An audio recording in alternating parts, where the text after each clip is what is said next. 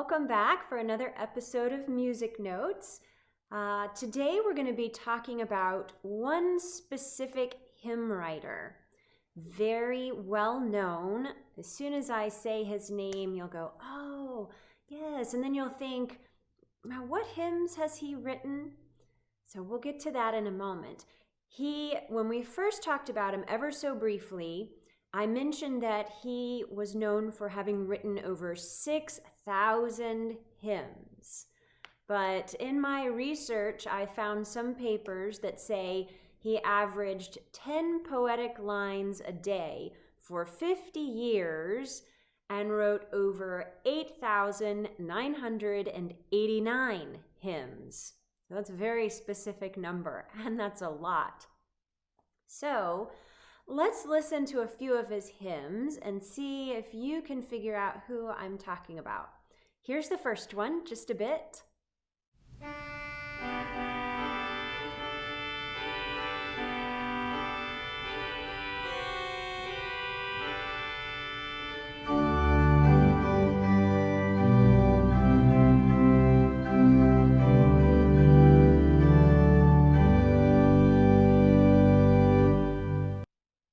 Do you recognize that hymn? That hymn was, "Oh, for 1,000 tongues to sing." But we're not going to be discussing that hymn for Christmas. Let's listen to the next one. Here we go.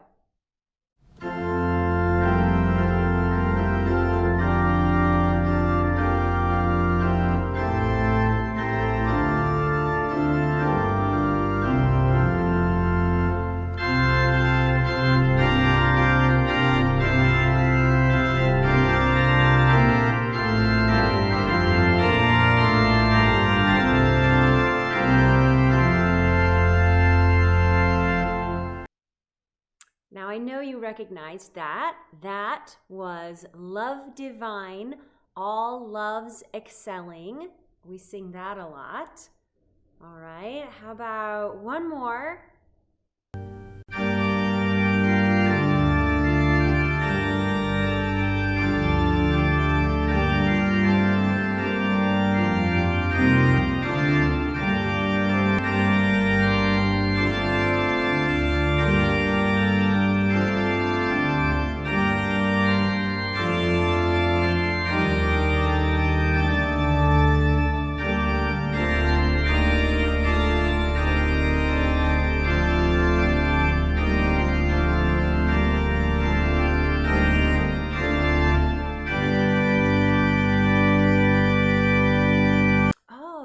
Closer to the season with that one. You recognize that? That was "Come Thou Long Expected Jesus." So we always sing that hymn at Advent. All right, here's the last one, and this is our song for the day. Here we go.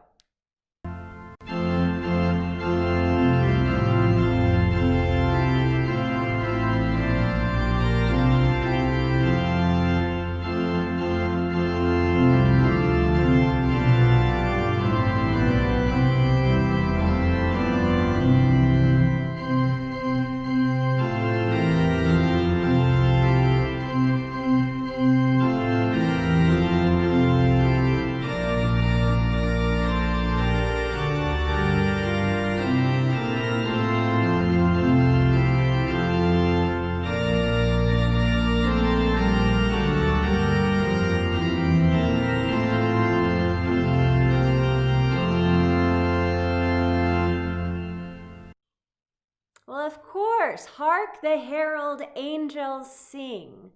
So have you figured out who our hymn writer is? No? Well, it is the infamous Charles Wesley. So Charles Wesley was born on December 18th in 1707. And he was one of the prominent English leaders for the Methodist movement. And as I mentioned, he, from my research, wrote almost 9,000 hymns, and that is 10 times in volume that he composed than any other candidate that could possibly come close. And the one that came close, but not near 9,000 or even 6,000 hymns, was one of my very favorites, and that is Isaac Watts. And if you recall, Wesley, when he was talking about Isaac Watts's hymn, When I Survey the Wondrous Cross, Wesley made the comment that he said, I would rather have written this one hymn, When I Survey the Wondrous Cross, than all of my own. So he really admired the poetry that Isaac Watts wrote. And then Charles Wesley went on to write, as I said, he was just a poet and was constantly writing. And we just listened to some of the songs that we sing. And a little bit about Charles Wesley. He was born in Epworth, Lincolnshire, and he was the son of an Anglican cleric and poet, Samuel Wesley, and his wife, Susanna. And he was the younger brother to the Methodist founder, John Wesley, and also the Anglican cleric, Samuel Wesley, the younger. So he had two brothers, and that family was the beginning of the Methodist movement. Now, Charles goes on to become the father of the musician Samuel Wesley, and then the grandfather of musician Samuel Sebastian Wesley. So we get confused. They're all kind of named similar names, one after another. But the grandson of Charles Wesley, Samuel Wesley, wrote a tune that we're very familiar with.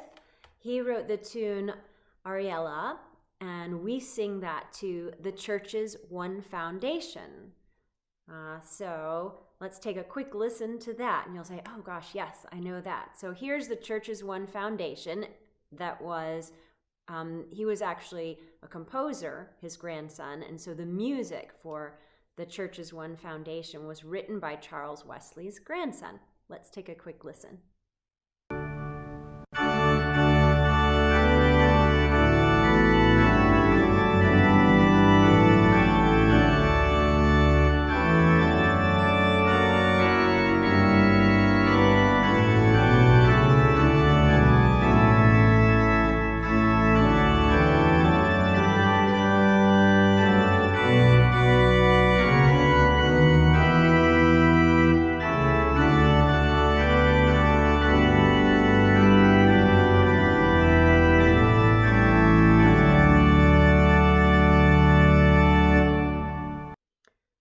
So getting back to our song for the day, Hark the Herald Angels Sing.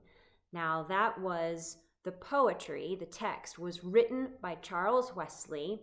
And now Charles is often referred to as the forgotten Wesley, since his older brother John is considered the organizational genius behind the founding of Methodism, the Methodist Church.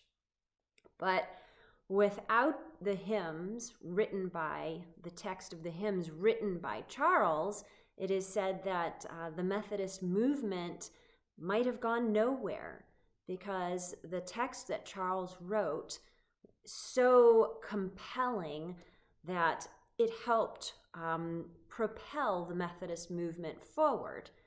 And as one historian put it, quote, the early Methodists were taught and led as much through Charles's hymns as through the sermons and John Wesley's pamphlets. So I, of course, agree with that. Music is extremely impactful. And for me, it's a huge support to the pastor's message, the biblical message that we get from when we have Pastor Mark speak to us or Jeremy speak to us. I do my best to make sure that the music I choose really supports that message of the day, because I feel that's the role of music, to support the word of the pastor and to support God's word, most importantly. And Charles, in his text, if you thumb through your hymnal and find the songs that he wrote, his poetry, you'll find they are very biblically sound and, like I said, very compelling, very well written. So back to Charles Wesley. He was educated at Oxford, as were his brothers, and he formed the Holy Club. And among his fellow students there, and then his older brother John Wesley, joined that group later, as did George Whitefield. And George Whitefield goes on to be a big evangelist and was a friend to Charles back in college, and then continued to be a good friend to Charles throughout his lifetime. And then Charles himself followed his father and his brother into the church in 1735. And upon his conversion, Charles Wesley began writing hymns, and it must have been just a daily, every day we talk about whether we wake up with the Bible or go to sleep with the Bible, make it a good habit that we have to read the Bible every day, just a little bit. I think Charles felt the same way. Every day, a little bit, he wrote. He read the Bible, and then he was inspired, and he wrote his poetry that's based on Scripture. And his poetry is packed with doctrine, and his writings exhibit, strength, sensitivity, and beauty, and are very theologically sound. And then specifically talking about Hark, the Herald Angels Sing, when he wrote this carol in 1739, I'm sure he had no idea that it would become so famous. And one tidbit about Charles that you should know is that he absolutely, it was a pet peeve of his, did not like it. Once he wrote a poem, that was it. He thought it was perfect, just the way he wrote it. Of course, he was the creator of the text, and he put it in a very specific way and meaning for him. Not everybody felt that same way, and so sometimes people would get a hold of one of his poems, and then they would rewrite it to maybe fit the needs of whatever was happening that day for church or whatnot. And I just want to read specifically what Charles Wesley said about that. So these are his words. He wrote, "I beg leave to mention a thought which has been long upon my mind, and which I should long ago have inserted in the public papers, had I not been unwilling to stir up a nest of hornets. Many gentlemen have done my brother and me, though without naming us, the honor to reprint many of our hymns. Now they are perfectly welcome to do so, provided they print them just as they are. But I desire they would not attempt to mend them, for they really are not able. None of them is able to mend either the sense or the verse. Therefore, I must beg of them these two favors: either to let them stand just as they are, to take things for better or worse, or to add the true reading in the margin or at the bottom of the page, that we may no longer be accountable either for the nonsense or for the doggerel of other men." So obviously that was a pet peeve of Charles's, when he would see his poetry reprinted somewhere, but then someone had just taken liberties and made some changes. So that bothered him a lot. Very interesting. Now I bring that up because Hark, the Herald Angels Sing is an example of how somebody did take a little bit of liberty with Charles's words. The title of the song itself, Hark, the Herald Angels Sing, actually was first written by Charles, and it said, "Hark, how all the welkin rings, glory to the King of Kings." So that's the first line of the song, and that's what Charles wrote. Welkin means heaven, so he was saying, "Hark, how the heavens ring, glory to the King of Kings." Well, when George Whitefield, and I mentioned him before, he was a friend to Charles from his Oxford days, and he goes on to become an evangelist. And when he published Hark, the Herald Angels Sing in 1753, he changed the first line to read, "Hark, the herald angels sing, glory to the newborn King." So we have the angels sing instead of heaven rings, and we have glory to the newborn King instead of King of Kings. So we are singing just a slight translation or change from Charles's original words. But it's remained that way ever since 1753. And so that's how we sing. But it was just that first line that was ever so changed. And for the first 120 years, the words were sung to various tunes, hymn tunes. We've talked about that a lot, how someone will write the words and it's a beautiful poem, and then different composers will come along, or the person that wrote the words will find a composer and ask, "Can you set my words to music?" It seems to be pretty rare that we actually have a poet and a musician in the same person that writes the poetry and then puts it to their own tune. Martin Luther actually did do that for many of his pieces. He wrote the words and the music. But not today. Charles Wesley, though he had sons and grandsons that were composers, Charles primarily wrote the texts, especially for this one. And while I mentioned over the years, for the first 120 years after the words were written, people sang the words to different hymn tunes, and it wasn't until 1856 that changed.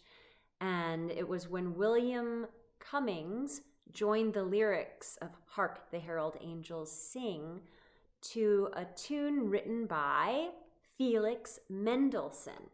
And he wrote the tune for the Gutenberg Festival in 1840 to celebrate the introduction of printing. So Felix Mendelssohn writes this tune in 1840. Then 16 years later, William Cummings comes along and says, "Oh, I love that tune." And he must have known the words for Hark, the Herald Angels Sing. And he puts them together. And that's what we've been singing ever since with Hark, the Herald Angels Sing. One interesting thing Mendelssohn said in his day back in 1840, he was very confident that his tune would be well sung and liked by the singers and the hearers of his music. But one thing he said, his music, this in particular, but it will never do to be set to sacred words. So he couldn't foretell the future there. Indeed, his beautiful music was put to the sacred words of Hark, the Herald Angels Sing. And the music and the lyrics go perfectly together. That's what we know and love, and I can't imagine singing this song tune any other way. So I'm not going to mess with it. I'm not going to put these words to some other tune in our hymnal. Don't worry about that. Now back to the words themselves. As I mentioned, Charles Wesley, when he's writing text, it is usually very theologically sound. And for Hark, the Herald Angels Sing, we have the basis for it. It's the Christmas story told in Luke, and specifically Luke chapter 2, verse 10 says, "And the angel said to them, 'Fear not, for behold, I bring you good news of great joy that all will be for all the people. And in the song itself, it goes on to mention the names and titles of Christ. He's the King, the Lord, Prince of Peace, Son of Righteousness, Everlasting Lord, Desire of Nations, Incarnate Deity, and Emmanuel. And after the first stanzas call to praise the newborn King, even though Wesley wrote the King of Kings, the following stanzas, they go on to celebrate the virgin birth of Jesus, the deity of Christ, and the resurrection of the body, and the truth of the new birth. And in the second stanza, it goes on, it says, late in time, behold him come. And that reminds us of Hebrews chapter 1, verse 2, where it says, but in these last days, he has spoken to us by his Son, whom he appointed the heir of all things. Through him also he created the world. So this is where we are told in these last days, God has spoken to us through his Son. And finally, another reference in the third stanza, it says, mild he lays his glory by. And that's referring to Christ's willingness to lay aside the glory of heaven, who he is, and to take on human form and human to become one of us, to live among us. So for more than 250 years now, Christians around the world have been singing this amazing Christmas carol. And it does indeed, when we go through the words and actually sit down and read the text itself, remind us of the great, amazing gift that God has given us through the birth of his Son, Jesus Christ. So now as you listen to Hark, the Herald Angels Sing in this video clip, I invite you to, reflect on the words and their biblical truth, and just enjoy. Happy Advent, Merry Christmas, and God bless. Bye-bye.